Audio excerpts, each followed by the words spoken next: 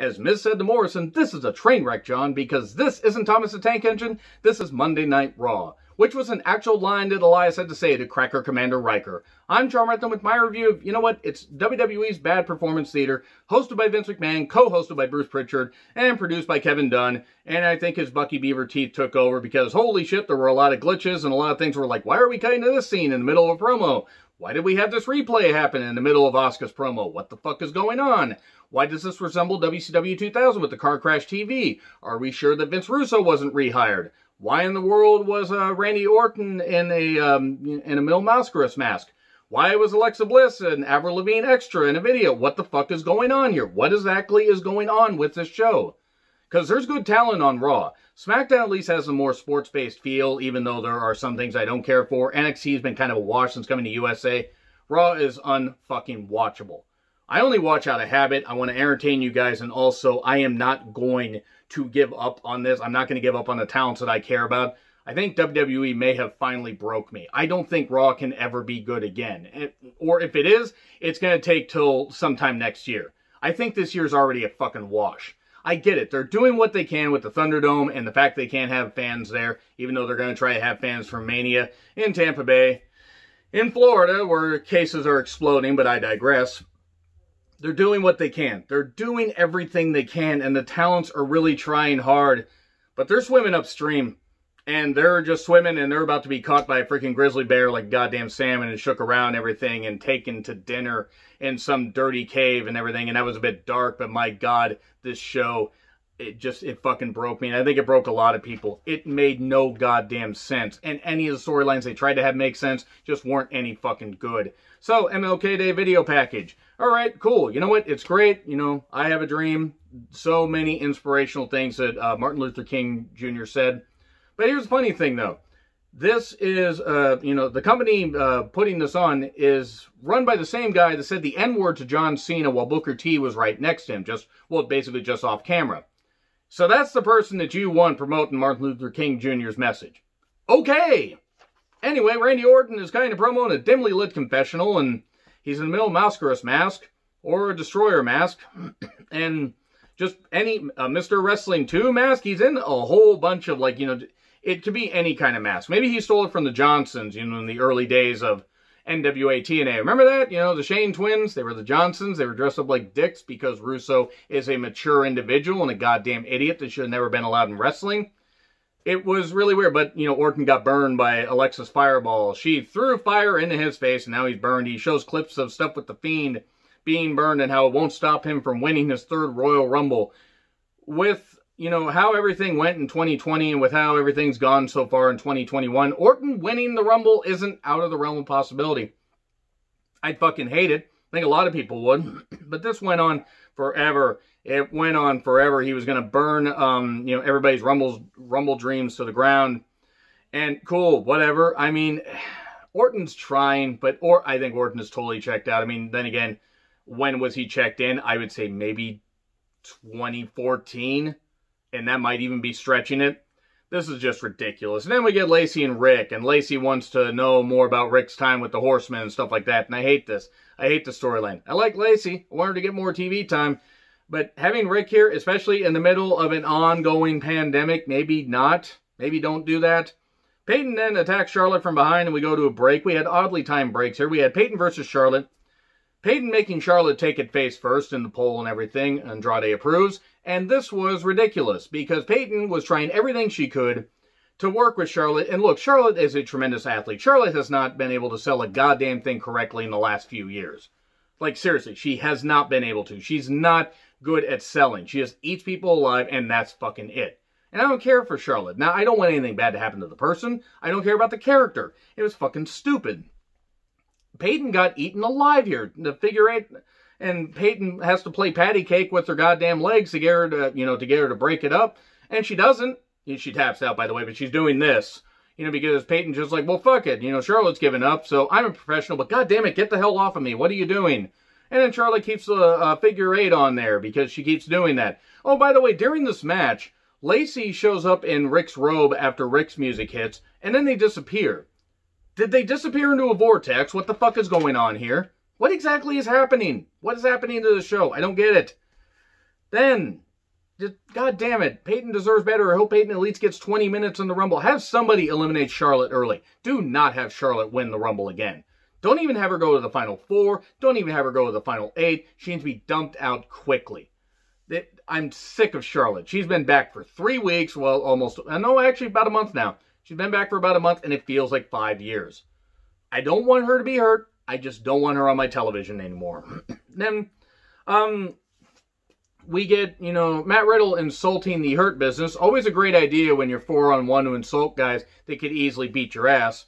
And he calls him Slobby Bobby. And then Bobby stomps the ground, and he's supposed to stomp Riddle's foot. Now, the cameraman was supposed to be aiming up high enough so you didn't see Riddle's foot clearly not get stepped on, because Riddle's barefoot, but they didn't do that, and they did a camera shake.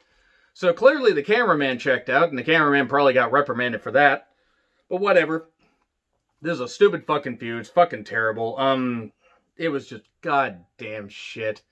I feel so sorry for Lashley. I mean, as long as he beats Riddle, do not give Riddle the U.S. title.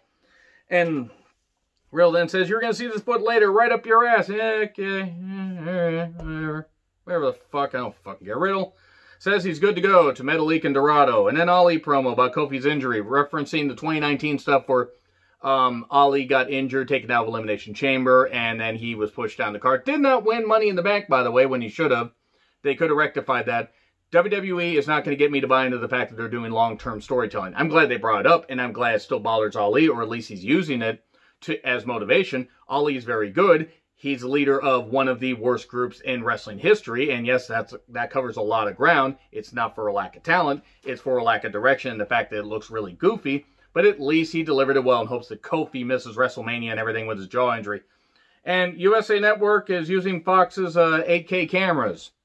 Cool. They're very video game-like, but I don't mind them that much. I don't think they're that distracting. They're a bit weird for wrestling, but they're not that bad. Woods versus Mace with Retribution. Why is this happening? Why is Retribution still here? What was that finish? I get that Mace is green. I get it. And I'm not talking about the rapper, and because that's M-A-S-E, and this is M-A-C-E.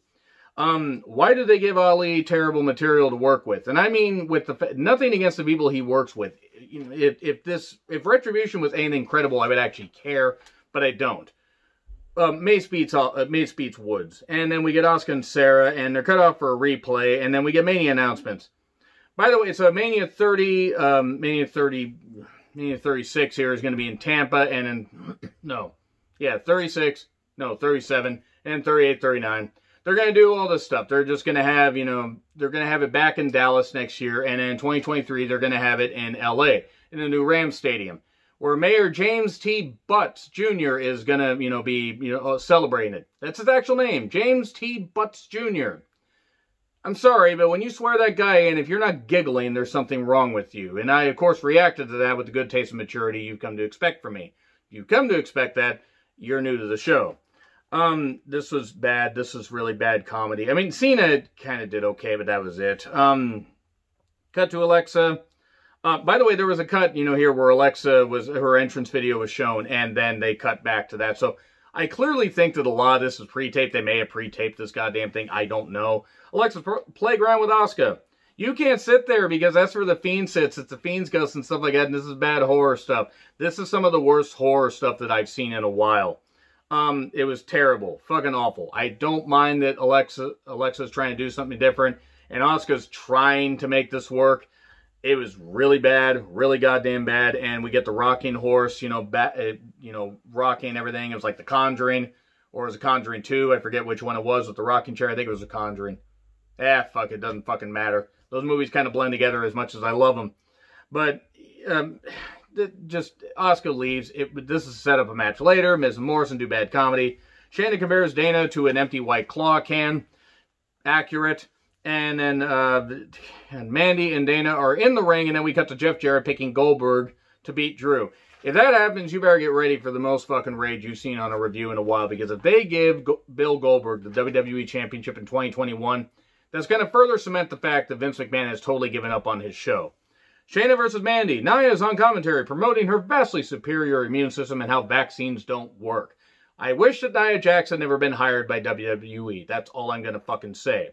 and scissoring from behind for the win, and Shayna wins. It took her a bit to beat Mandy, and nothing against Mandy. I think that Mandy has a world of potential, but if you're trying to rebuild Shayna, you should have had her beat her quick.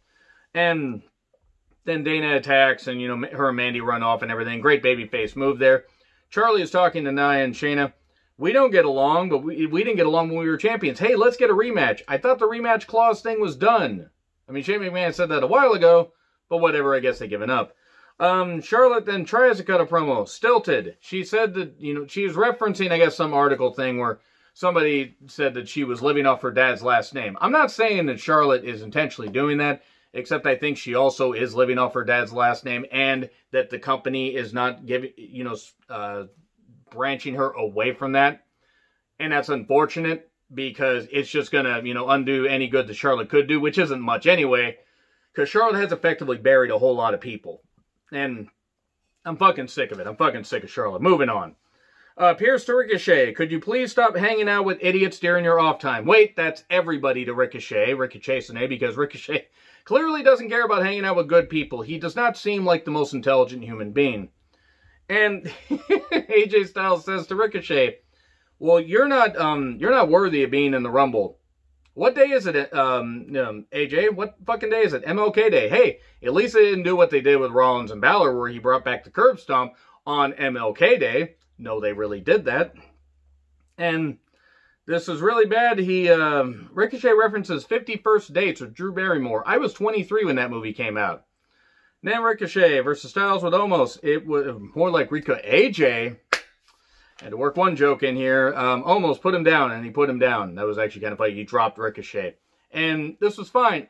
It was well worked. Here's the problem. There were some great counters. We had so much shit before this. Yes, this stuck out well, but it's like, okay, why weren't you doing more of the show like this? Then maybe the fans would be more invested. You could actually put on good wrestling. Recoil out of the phenomenal forearm and slingshot suplex into the Styles Clash with the Thing of Beauty. That was great shit. That was good stuff. Feature more of that. And less of this fucking, you know, promo bullshit of Orton in a burn mask and Alexa doing her playground shit. And maybe you could actually get people back in the show. And then Dirt Sheet with Miz and Morrison doing shit comedy. I regret ever saying that Miz should have won Money in the Bank. I regret ever putting over the Miz as far as anything good that he has contributed to wrestling, because holy fucking shit. He is really bad at this, and Morrison is really bad at this. He has not benefited from this. Gilbert is here. Good to see him back after his heart issue. I mean, I hope he got a good payoff for this, and I hope his health is good. Of course, they made fun of him. I'm not going to make fun of him because I'm glad that he is okay. Then they had a Midget McIntyre. This was Russo-rific. This was really goddamn bad. And that's where the line came. This is a train wreck, John, and boy, Miz was right. The Hurt Business with MVP versus Metalik, Dorado, and Riddle. Ha! Cool, I'm supposed to care. Except for the tension between Shelton and Cedric. Please don't break them up already. Golden Rewind, by the way, the Lost R. Kelly's soundtrack. And then the Hurt Lock taps Metalik. Riddle then hits and runs, because of course Riddle takes advantage of somebody, you know, that isn't aware of an attack coming, because that's what Riddle does. And that was it. And this isn't Thomas the Tank Engine. This is Monday Night Raw. Elias to Cracker Commander Riker. I want to know who thought that was a good line and why Elias didn't say, what the fuck is this? Drew promo, he's fired up. He will be back next week. He feels stronger. He's recovering, and that's great. As long as his health is good and he can come back and beat Goldberg in 2 goddamn minutes. Beat him flat in 2 minutes and go on to WrestleMania, where Drew should be reigning as champion. And then Jeff versus Cracker Commander Riker. I'm going to keep calling him that because Riker, like every Trump supporter, and I'm just going to say right now, if you're a Trump supporter, you're a fucking coward. Especially if you decide to support in any way the Capitol riots. You're fucking cowards. You're fucking anti-American. You're traitors. You don't deserve to call yourself human beings, Americans, or anything like that. You deserve to be cast out on a goddamn island because you're traitorous fucks that never deserve to be in this country. You're goddamn idiots. You're goddamn cowards. And I have no problem saying that because I've cut off family members of mine for feeling this way. And if you think that I feel bad about cutting off my family members, no, I don't. And I don't feel bad about cutting off any of you guys. We can have different opinions. We can have opinions on whether the right side of politics is right or whether the left side of politics is right. Personally, the sides need to meet and they need to work for the better of the country. But guess what? This isn't a right or left thing. This is an American, anti-American thing. And you're traitorous scum if you participate or support the Capitol riots. You're You're scum. You're pieces of shit. I want nothing to do with you. You can all go to fucking hell. Every single one of you. Every single person that, you know, in your life that agrees with you. They can all go to hell. Fuck every single one of you fucks. And fuck Commander Cracker Riker. Cracker Commander Riker. Whatever. Anyway, Jeff, ends up hitting a twist of fate that Riker sells like a goddamn neck breaker because Riker's an idiot. And Elias causes a DQ after saying he wouldn't interfere. Then we get Asuka versus Alexa. Asuka carrying and bumping her ass off for Alexa, who has never been that great in the ring. She's not terrible, she's just not great in the goddamn ring. I'm over this character like I'm over the Fiend character. Lights out and back, and oh, she's an Avril Lavigne extra. And she beats Asuka. And then lights out and she's back to being the playground Alexa. Fuck Vince McMahon, fuck every single person for writing this show the way they did. This company deserves to go out of business. It really does. I don't like saying that, but this company fucking deserves... I hope the plug is pulled on Raw. I hope they do not get another TV offer. Some lesson needs to be fucking taught. Unfortunately, it's going to lead to a lot of wrestlers having to go somewhere else. Something's got to be fucking done. This is a fucking abysmal show. Anyway, agree, disagree with what I said. Like, share, subscribe. Twitter handle in the description. I'm John Ritlin. I'll see you soon.